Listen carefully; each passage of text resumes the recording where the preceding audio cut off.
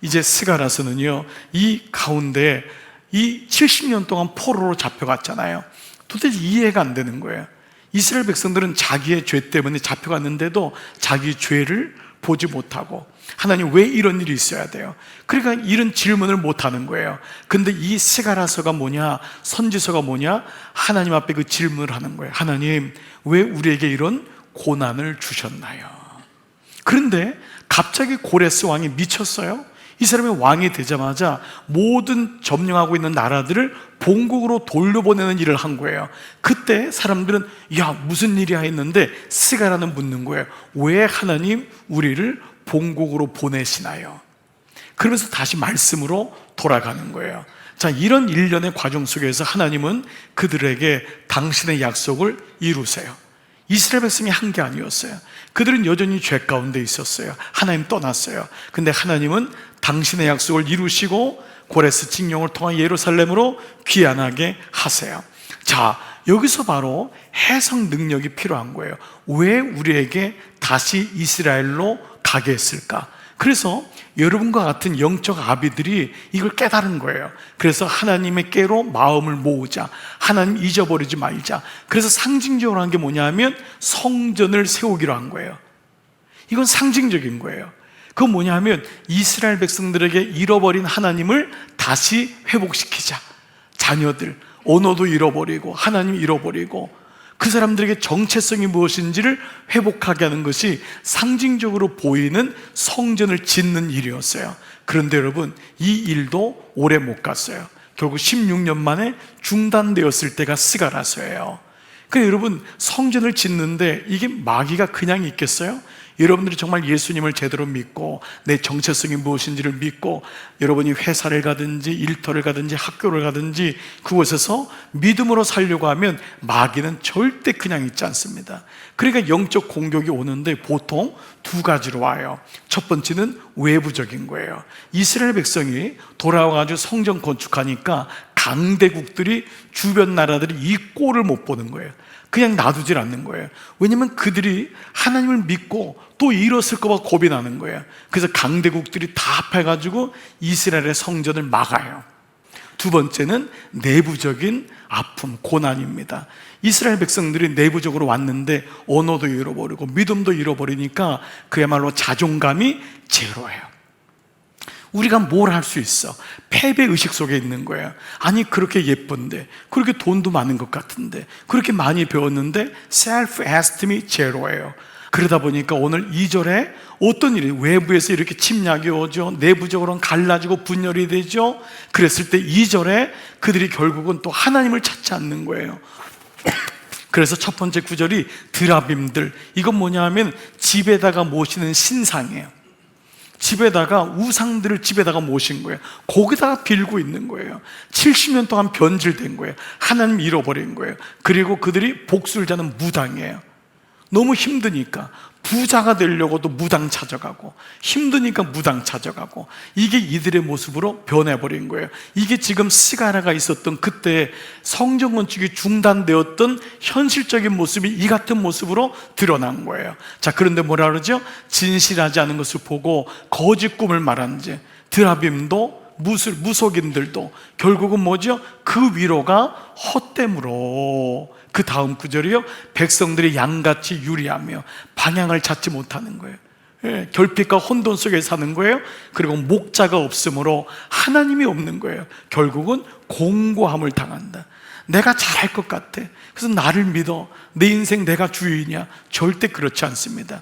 우리는 믿을 만한 존재가 아니에요. 근데 평상시에 몰라요. 근데 믿음이 들어오면, 하나님이 들어오면 내가 믿음의 대상이 아니라 하나님이 우리의 믿음의 대상인 줄 믿습니다. 이 믿음이 들어오면 주어가 딱 제자리가 찾는 거예요. 믿음이 없으면 내가 주어인 줄 평생 알고 살아요. 근데 아니에요. 예수 그리스도 믿음이 들어오면은 내가 주어가 아니구나 라는 것을 알게 되죠. 자, 바로 이러한 때에 스가랴가 영적으로, 경제적으로 모든 나라가 이제 침체한 거예요. 바로 그때 하나님의 진리를 파악하기 시작하는 거예요. 이게 말씀이 들린다라고 하는 거예요. 하나님 말씀은 의도가 보이는 거예요. 그러니까 오늘 이 같을 때 스가랴가 하나님의 지인이 하나님이 왜 이같이 우리를 포로에서 돌아오게 하고 우리에게 성전을 건축시켰는데 왜 우리가 중단되었는지를 얘기해요. 그래서 마치 SOS를 치는 거예요. 우리가 여호와께 다시 돌아가자. 우리 그분밖에 없다. 하나님께 돌아가자. 기도하자. 예배하자. 이 마음을 선포하는 게 오늘 스가랴 말씀, 특별히 10장 말씀이 그 말씀인 거예요. 사실 이번 수양회도 하나님의 은혜로 정말 왔지만 이 수양회가 이렇게 안전하게 은혜로 진행된 것은 오직 한 가지밖에 없었어요. 우리가 15일 동안 금식하면서 수양회에서 기도했고, 제가 마지막 이틀을 남기고는요 마음이 너무 힘든 거예요. 그래서 그날 목회자들에게 목회실에 모여서 우리 SOS 긴급 미스바 저녁 기도회다. 우리 할 수 있는 사람 오고 못 오는 사람 집에서라도 기도하자. 그래서 묶일 것들, 마귀가 얼마나 그냥 있겠어요? 어린아이로부터 어른까지 700명이 넘게 가는데 그 3시간 거리를 넘게 가는데 자동차 사고부터 해서 물 사고부터 얼마나 많은 사고가 있겠어요? 이것을 우리가 묶는 기도를 하자. 그리고 이번에 하나님의 은혜를 경험하는, 은혜를 받고 사업의 문제, 물질의 문제, 관계의 문제, 가정의 문제 풀려지는 은혜를 좀 받았으면 좋겠다. 아멘. 그래서 묻고 푸는 기도를 하자. 그 이틀 동안의 기도가 사실은 저는 개인적으로 하나님이 너무 그걸 기뻐하셨던 것 같아요. 그러니까 여러분, 이게 지금 스가랴가 선포하는 거예요. 그래서 오늘 1절 말씀이 바로 그 구절이에요. 자, 1절 한번 다 같이 크게 시작. 봄비가 올 때에 여호와 곧 구름을 일게 하시는 여호와께 비를 구하라. 무리에게 소낙비를 내려서 밭의 채소를 각 사람에게 주시리라. 아멘. 처음에 보시면요, 봄비가 올 때에 라는 말은, 봄비 하면 딱 어떤 단어가 또 생각나죠? 가을비. 그렇죠? 봄비, 가을비죠. 맞아요. 이스라엘은 이 두 밖에 없어요. 봄비하고 가을비밖에 없어요. 여름에 비가 없어요. 겨울에도 비가 없어요. 이 봄비라는 것은 요레, 히브리 말로 이른비라고 해요. 이른비. 이 요레라고 하는 이른비는요, 이스라엘은 달력은 우리나라하고 좀 다른데요, 우리나라로 지금의 캘린더로 10월, 11월 가을에 비가 와요. 이거를 여름이 지난 다음에 첫 번째 오는 비라고 해서 봄비, 이른비라고 해요. 이른비라고 해요. 그래서 건기 동안 메말랐던 땅이 적셔지는 거예요. 자, 그러면은 농작물을 먹고 이제 먹어야 되잖아요. 그러면 이 비가 오니까 땅이 고와지지요, 부서지지요. 그러면 이때가 뭐를 심을까요? 네, 그렇습니다. 씨를 심는 거예요. 그래서 이때가 파종의 시간이에요. 이스라엘은 10월 11일 날에 11월 달에 씨를 뿌려요. 이게 요레, 이른비예요. 이른비가 내리면 이스라엘 백성은 씨를 뿌려야 되는 거는 직감적으로 아는 거예요. 자, 두 번째는 이른비와 늦은비가 있는 거예요. 이 가을비라 그러죠. 늦은비. 이 늦은비는 봄철 3월, 4월에 비가 와요. 그때는 뭐냐면 그 늦은비가 와야지만이 뿌려졌던 씨가 올라오면서 열매를 건실하게 맺을 수 있어요. 그러니까 열매를 거두게 하는 게 늦은비인 거예요. 그러니까 이른비는 뭐냐면 씨를 뿌리게 하고, 늦은비는 열매를 거두게 하고. 자, 이건 뭐냐면 이른비와 늦은비가 없으면 씨를 파종도 못하고 열매를 거둘 수 없다고 하는 거예요. 즉, 이 비는 그냥 위에서 오는 비만이 아니라 인생에게 베푸시는 하나님의 은총, 하나님의 은혜를 얘기할 때 이른비와 늦은비로. 여러분들이 이런 말씀을 많이 들으실 거예요. 성경에 보면은 이른비와 늦은비를 내리시는 하나님, 이 말은 뭐냐 하면 하나님이 그 때를 맞춰 주시는 하나님의 은혜다라는 것입니다. 자, 그렇다면은 이 말씀은 하나님 없이는 어떤 인생도 가능하지 않음을 말씀하면서 오늘 이 구절, 그래서 본문에는 봄비가 올 때에 구름을 일게 하시는 여호와, 봄비가 올 때에 구름을 일게 하시는 여호와께 비를 구하라. 이 의미가, 영적인 의미가 무엇인지를 두 가지로 오늘 나누기를 원해요. 자, 첫 번째, 구름을 일게 하시는 그분 봄비를 구하라고. 이 말씀은 뭘까요? 첫 번째는 이것입니다. 당연한 것을 위해 기도하라. 즉, 당연한 것도 기도하라. 다 같이 한번 읽어볼까요? 시작. 당연한 것도 기도하라. 자, 한 번만 더 시작. 당연한 것도 기도하라. 자, 우리의 인생의 위기는요, 문제가 없는 것을 평안하다고 생각해요. 물론 문제가 있을 때 좋아하는 사람은 아무도 없어요. 그러나 인생 자체가 문제예요. 여러분 아시나요? 우리 자체가 문제라고요. 이 문제가 풀어지려면은 문제는 계속해서 부닥치는데, 어떤 사람에게 제가 요즘 기도 제목이 뭐예요? 하면은 없는데요? 없는데요? 라고 해요. 정말 없으세요? 그럼 가만히 있죠. 생각해 보시죠. 근데 제 마음속에 문제가 어떤 게 문제냐면, 진짜 위기냐면은 문제가 없는 것, 기도 제목이 없는 게, 이게 사실은 진짜 위기예요. 그러니까 진짜 위기는요, 딴 게 아니에요. 문제가 없다고 느낄 때, 기도 제목이 없는 거예요. 사실 이것이 굉장히 위태로운 겁니다. 우리는 이것을 영적으로 잘 보셔야 돼요. 어느 때부터인가 우리는 너무 당연하게 여겨요. 건강한 게 당연하게 여겨요. 어느 분이 그래요. 결혼한 다음에 결혼하면 무조건 지속되는 줄 알았대요. 그럴까요? 안 그래요. 여러분, 결혼하면 무조건 아기를 낳습니까? 안 그래요. 여러분, 무조건 화평하고 평화롭습니까? 안 그래요. 모든 거 하나 당연한 것 아무것도 없어요. 근데 우리는 모든 게 당연하다고 여겨져요. 아침에 일어나면 당연히 밥 먹고 일어나고 건강하게 걷고, 과연 그럴까요? 여러분, 가까운 병원에 가보세요. 병원이 메어 터집니다. 여러분, 지금 우리 교우 중에도 암이 걸린 분들이 꽤 있어요. 그리고 그걸 고치려고 주님 앞에 회복하고 나오고 예배드리고 참 귀한 분들이 많아요. 여러분이 조그만 병동에, 우리 아산병원 가깝지요? 가보세요. 우리 교인 중에 아산병원 암동병에 있는 의사분이 있으세요. 그분이 뭐라 그래요? 너무너무 환자가 많대요. 젊은 환자가 이렇게 많아요. 나이 든분만 있는 게 아니에요. 우리는 너무 건강한 것도 당연하게 여겨요. 내가 뭐 건강한 거지, 뭐 음식도 잘 먹고. 그렇지 않습니다. 어떤 것 하나 당연한 게 없다는 거예요. 위기는 여기서 오는 거예요. 당연하게 여길 때. 근데 오히려 믿음의 사람을 보니까 당연하게 여기지 않아요. 어떤 분을 보니까 늘 문제가 있어요. 그런데요, 그분은 그 문제 때문에 주님을 놓치지 않아요. 여러분, 기도하지 않으면 하나님이 안 이루시나요? 아니에요. 여러분이 기도 안 하셔도 하나님이 이루실 건 이루어요. 근데 왜 기도하라고 하죠? 기도해야지만이 하나님이 하신 것을 알게 돼요. 안 그러면 여러분 나중에 이게 보편화가 돼요. 그냥 당연하게 여겨요. 기도 안 해도 대학 갔거든, 기도 안 해도 결혼하거든, 기도 안 해도 아기 낳거든, 기도 안 해도 그냥 사업도 괜찮거든. 이게 좋은 게 아니에요. 이게 좋은 게 아니에요. 매 순간 속에 하나님이 계셨음을 인정해야 되는 것은 뭐냐면, 그때 내가 기도해야지만이 하나님이 하셨구나 라는 것을 알게 돼요. 안 그러면 우리는 죄성이 있기 때문에 내가 다 한 걸로 생각해요. 내가 이만하니까 내가 여기까지 왔지 라고 생각해요. 그래서 그래도 너희는 내게 구하여 할지라, 이 말씀을 잊으시지 마시길 바라요. 그래서 다시요, 여호와는, 하나님은 이루시고 우리는 기도하고, 이 말씀이에요. 다시 여러분 입을 좀 여세요. 시작. 하나님은 이루시고 우리는 기도하고. 이게 있는 거예요. 이럴 때 하나님께서 이루시고요, 무엇보다 우리가 기도하는 이유는 여러분, 하나님과 우리가 교제하기를 원하세요.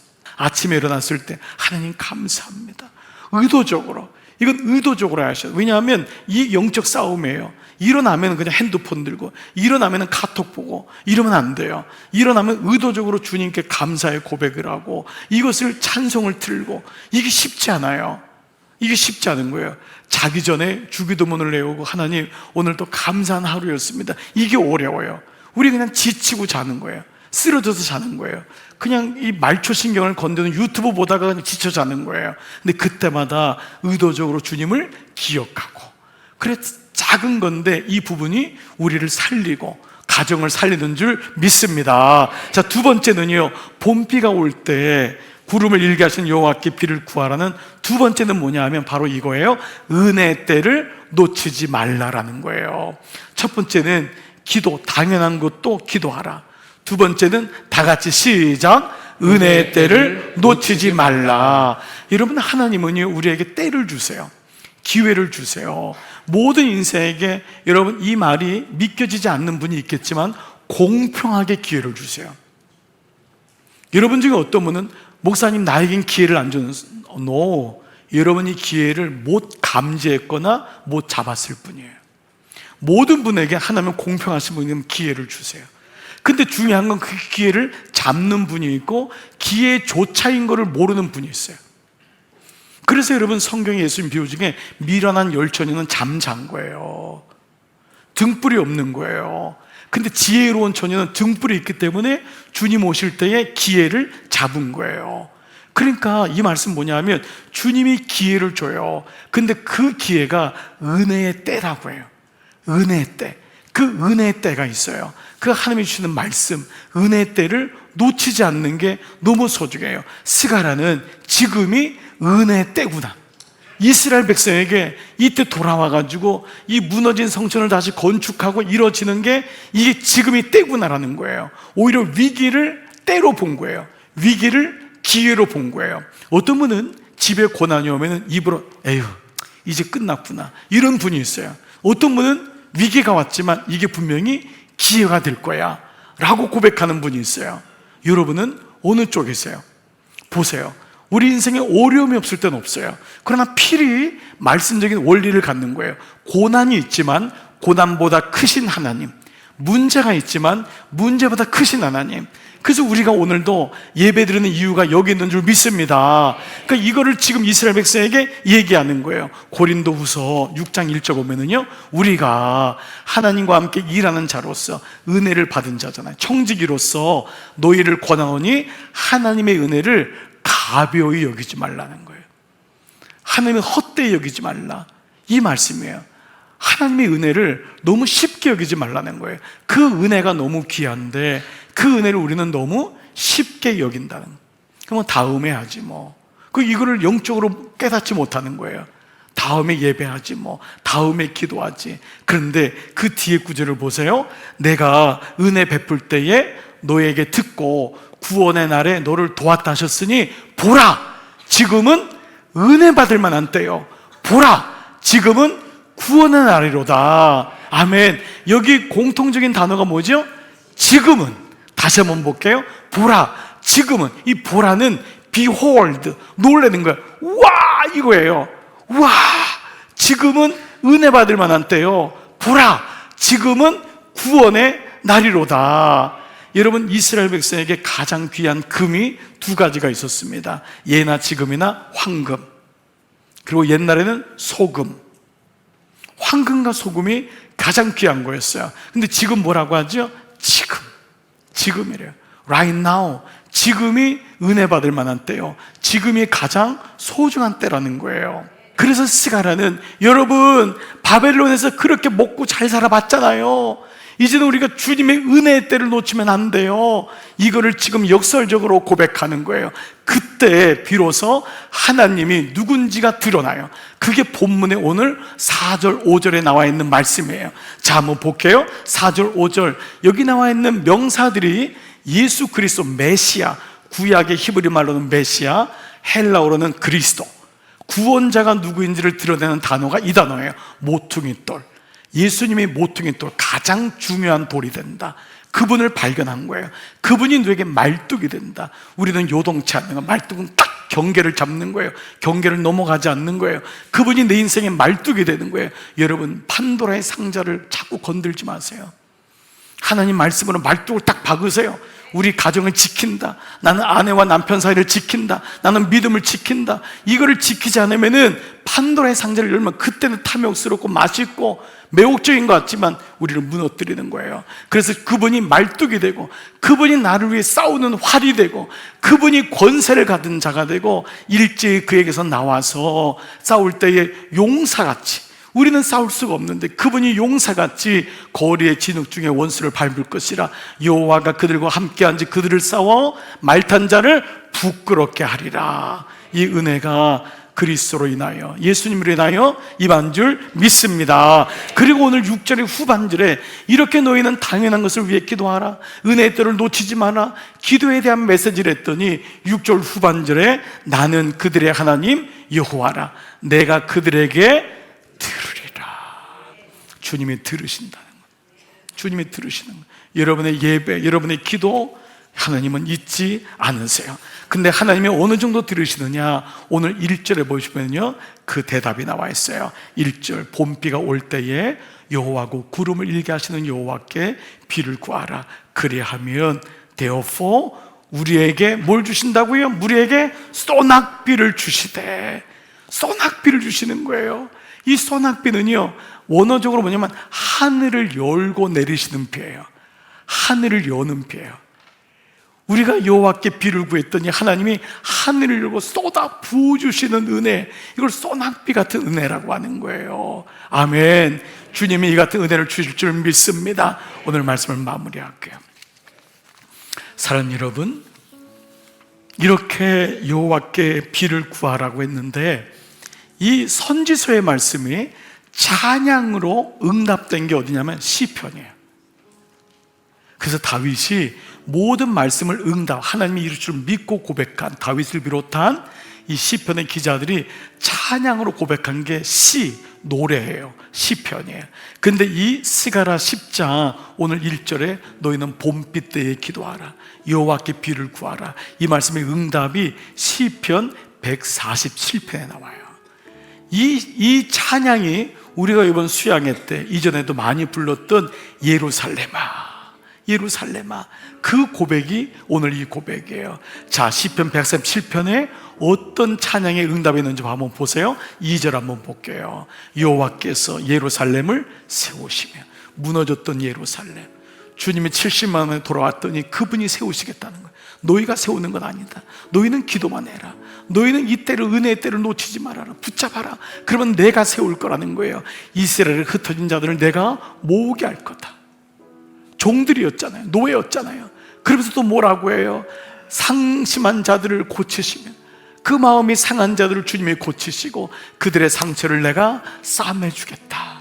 주님이 말씀하시는 거예요. 그리고 좀 더 볼까요? 그가 별들의 수요를 세시고, 이것은 하늘에 있는 별이 아니에요. 이 별은 별같이 빛나려고 하는 그 별 성도들, 우리를 향해서 너무도 아름답게 여기시는 그 별들, 너는 나의 별들이야, 너희는 나의 왕자야, 너희는 나의 공주야. 성도들의 수요를, 바벨론에서 포로로 잡혀갔다가 돌아온 자들을 역대상하의 이름이 쫙 올라오잖아요. 그 이름들을 주님이 기억하시는 거예요.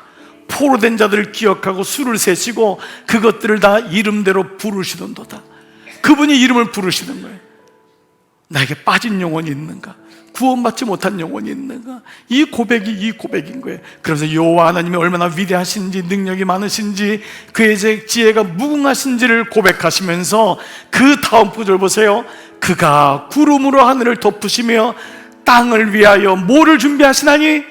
비를 준비하시나니. 그분이 비를 준비한, 우리는 여호와께 비를 구하라, 스가랴가 고백했는데 하나님은 이미 비를 준비하고 있는 거예요. 이게 하나님인 거예요. 사랑하는 여러분, 우리가 기도의 끈을 놓지 않고, 내가 누군지를 놓지 않고, 그 은혜의 때를 만홀히 여기지 않고 주님께 나가면 주님이 땅을 위하여 비 준비하시니, 오늘 이 고백이, 오늘 이 말씀을 읽는 우리 모두의 고백이 되는 줄 믿습니다. 사랑하는 여러분, 주님이 비를 준비하세요. 단비를 구하세요. 당연한 것도 잊지 마시고 주님, 하나님 앞에 구하세요. 주님, 오늘 한 날도 주님께 올립니다. 우리 아이들을 주님께 올립니다. 우리 가정을 주님께 올립니다. 자세하게 하나하나 주님께 올리세요. 은혜의 때가 가장 소중함을 잊지 마세요. 그때 하나님이 놀랍게 은혜의 비를 준비하시고 이번 한 주간도 여러분 놀랍게 그 은혜의 빛 가운데 살아가는 이런 모두가 되시기를 주의 이름으로 축복합니다.